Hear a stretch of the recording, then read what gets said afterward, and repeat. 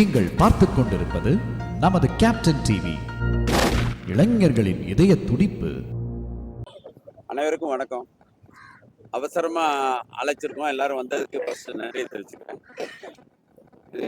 இந்த அவசர அழைப்பு என்னன்னா, நேற்று திருப்பதி பிரஸ் நிறுவனத்துக்கும் பேஸ்மெண்ட் ஃபைனான்ஸ் கம்பெனிக்கும் இடையிலான காசோலை செக் மோசடி வழக்கு சம்மந்தமாக தீர்ப்பு சம்மந்தமாக ஒரு கேஸ் வந்திருக்கு. அதுக்கான ஜட்ஜ்மெண்ட்டு கொடுத்துருக்காங்க. அந்த தீர்ப்பு சம்மந்தமாக லிங்குசாமியும் போஸும் கைதுங்கிற மாதிரி சொல்லி ஊடகங்கள்லாம் செய்தி வந்திருக்கு. அந்த செய்தி சம்பந்தமாக எங்கள் சீனியர் லாயர் பிரகாஷ் சார் அது விளக்கம் கொடுக்கணுங்கிறக்காக தான் உங்கள் அவசர அழைப்பை கொடுத்துருக்கோம். அவங்க பேசுவாங்க. அந்த கேஸ் சம்பந்தமாக பிரகாஷ் சார் உங்களுக்கு டீட்டெயில் சொல்லுவாங்க. பத்திரிகை நண்பர்களுக்கு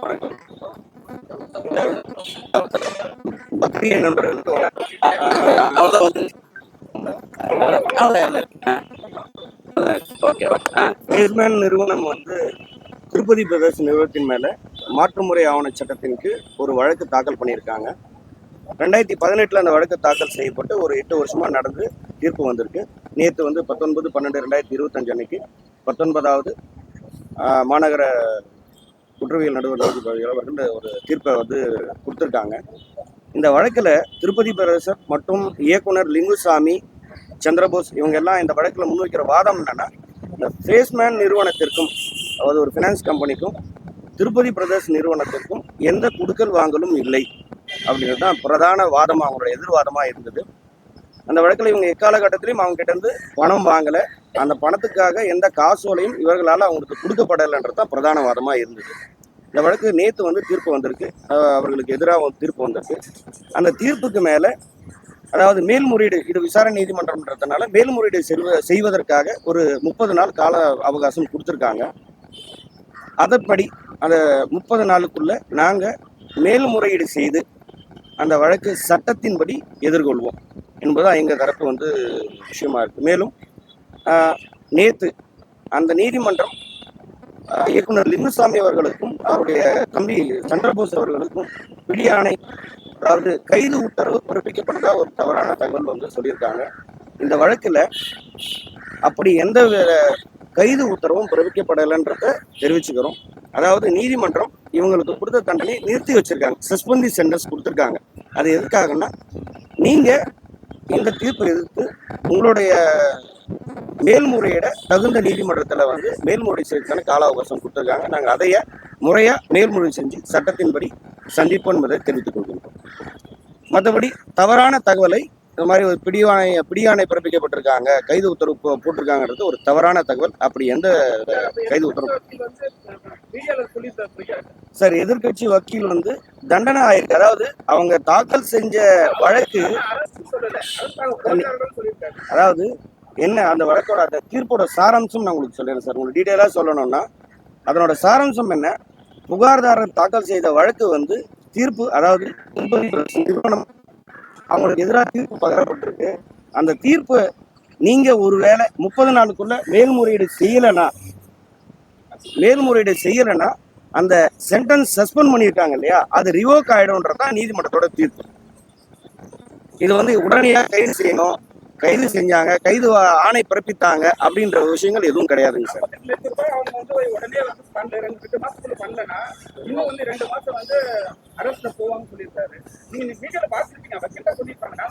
அதே தான் சார் நான் முறையா உங்களுக்கு சொல்ல வர விஷயம் என்னன்னா, 35 ரூபாய் கடன் கொடுத்ததாக பேஸ்மெண்ட் நிறுவனம் வழக்கு தாக்கல் பண்ணியிருக்காங்க. அதற்கு திருப்பதி பிரதர்ஸ் 48,68,000 ரூபாய் காசோலை கொடுத்ததாக வழக்கு. இந்த வழக்கு எதிராக தீர்ப்பாயிருக்கு. அந்த வழக்கோட சாராம்சம், உத்தரவோட சாராம்சம் என்னன்னா, தண்டனை கொடுத்தது போக அந்த காசோலைக்கான பணத்தை 2 மாதத்துக்குள்ள அவங்க கொடுக்கணும்ன்றது ஒரு ஒன் ஆஃப் தி அந்த கண்டிஷன்ல இருக்கு. ஆனா நீதிமன்றம் 30 நாளுக்குள்ள நீங்க மேல்முறையீடு செய்யணும் போது, மேல்முறையீடு இந்த தண்டனைக்காக மட்டும் இல்லை, அந்த பணத்தை கொடுக்க அவசியம் இல்லை அப்படின்றது இவர் தரப்புல பேசுறதுக்காகவும் தான் அப்பீல். அதனால அது தனியா இது தனியா கிடையாதுங்க, ரெண்டும் ஒரே ஒரு ஒட்டுக்கா கொடுத்த ஒரு ஜட்ஜ்மெண்ட். ஆகையால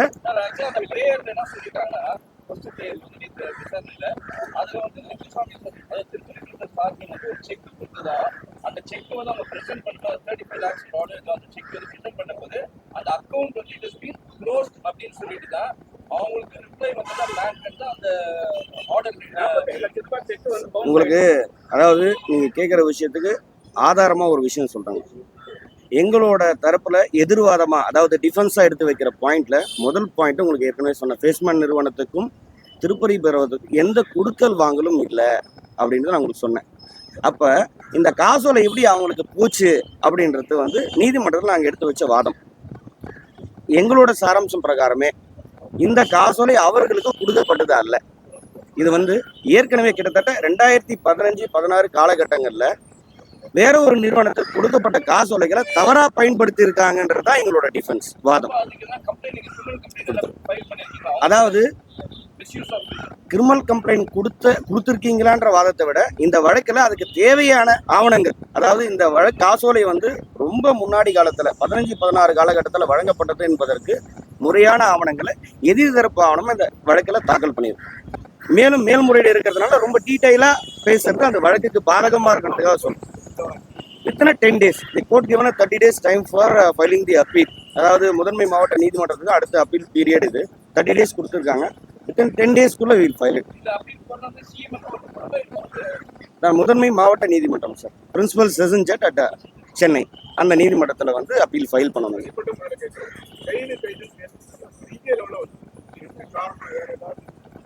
சார் கைதுன்னு சொல்றதுக்கான காரணம் என்ன இருக்குன்னா, ஒரு சமுதாயத்தில் மதிப்பு மிக்க நபர் இவர் வந்து ஒரு ஃபினான்ஸ் கம்பெனி வந்து கேஸ் போட்டிருக்காங்க. ஒரு தவறான தகவலை பரப்பினா மேபி அவரோட புகழுக்கு வந்து களங்கம் ஏற்படலாம் அப்படின்ற ஒரு விஷயங்கள் இருக்கலாம். பட் என்னன்னா, ஒரு தவறான செய்தியை ஊடகத்தில் பரப்பக்கூடாதுன்றதுக்காக தான் இன்னைக்கு பிரஸ் மீட். அதாவது அவ்வாறான கைது உத்தரவோ பிடிவாரண்டோ எதுவும் கொடுக்கப்படவில்லை.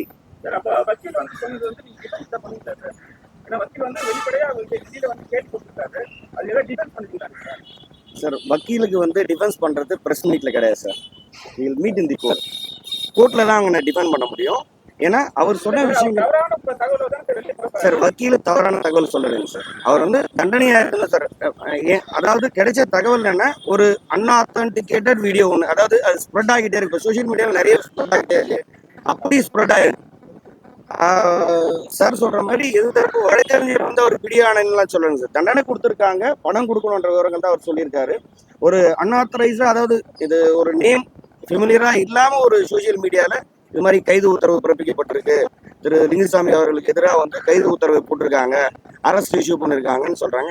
முக்கியமா இன்னைக்கு பத்திரிகை நபர்கள் வந்து சார் திருப்பதி பிரதேச one of the director Chandrabose கூட்டிருக்க காரணமே அதுதான்.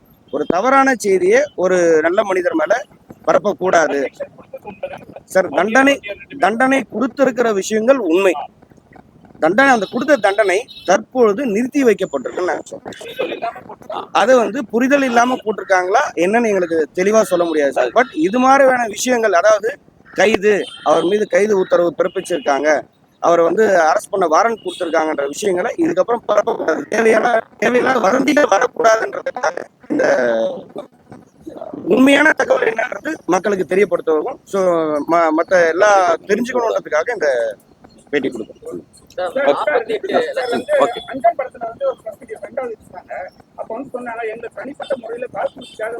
சில பேர் பண்ற விஷயத்தினால நம்ம ட்ரோல் பண்ண போறோம், ரொம்ப அழுத்தப்படும் சொன்னாங்க.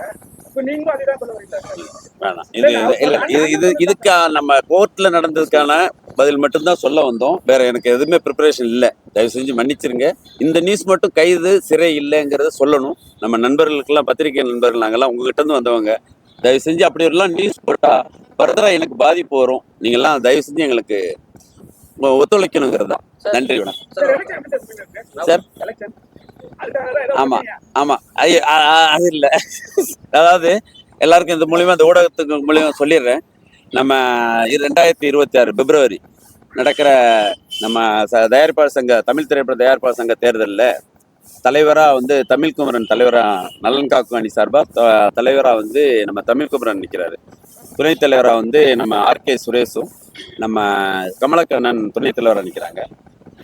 கமிலா நாசரும் நம்ம ராதாகிருஷ்ணன் சாரும் செக்ரட்டரியாக நிற்கிறாங்க. நான் அந்த அணியில் பொருளாளராக, சுபாஷ் சந்திரபோஸ் திருப்பதி பிரதேசோட ப்ரொடியூசர் பொருளாளராக நான் கண்டெஸ்ட் பண்ணுறேன். இந்த ஊடகம் மூலயமா எங்க தயாரிப்பாளருக்கெல்லாம் நீங்க எல்லாம் சொல்லி ஓட்டு போட்டு எங்க அணியை ஜெயிக்க வைக்கணும். நன்றி, வணக்கம்.